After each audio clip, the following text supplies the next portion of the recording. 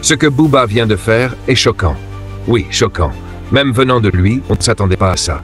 Tu veux savoir ce qu'il s'est passé? Je t'explique tout. Et crois-moi, l'histoire mérite d'être entendue jusqu'au bout.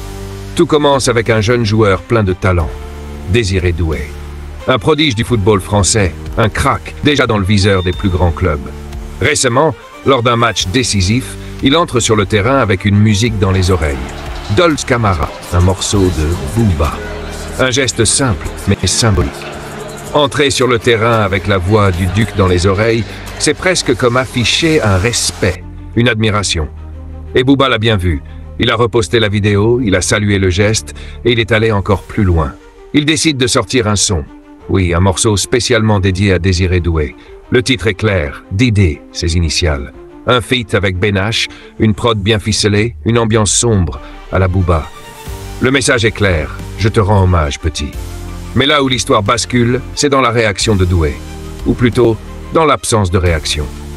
Pas un post, pas un mot. Désiré Doué n'a jamais partagé le son. Il ne l'a pas reposté, il ne l'a même pas liké. Et là, Booba n'a pas supporté. Il a pété un câble. Et il a balancé une phrase qui, sincèrement, fait froid dans le dos. Open quote. Moins tu postes le son, plus t'as de chances de faire les croisés. Close quote. Oui, tu as bien entendu. Un homme de 48 ans qui souhaite, même sur le ton de la blague, une blessure grave à un gamin de 19 ans, juste parce qu'il n'a pas partagé un son. C'est pathétique. C'est violent. C'est injustifiable. On connaît Booba pour ses clashs, ses provocations, ses tacles acérés. Mais là, on est dans autre chose. On parle d'un jeune qui n'a rien demandé. Il n'a pas signé pour être au cœur d'un conflit de promo.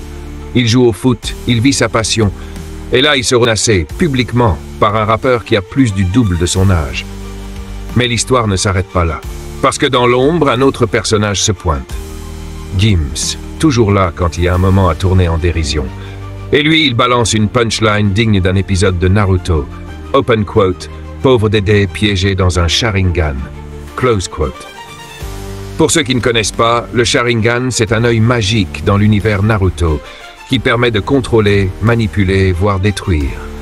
En gros, il dit que Booba manipule tout, qu'il piège les gens avec son regard, ses mots, sa puissance.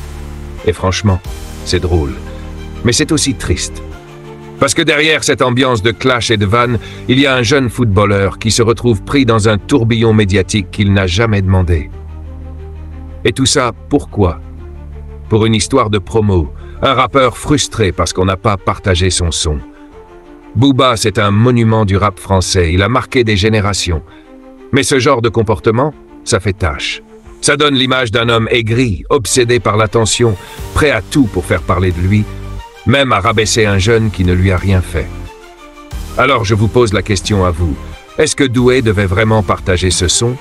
Est-ce que Booba a réagi comme un gamin ou comme un stratège? Et Gims, moquerie gratuite ou tacle intelligent?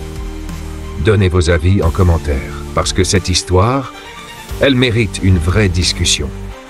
Et surtout, respectons ceux qui n'ont rien demandé.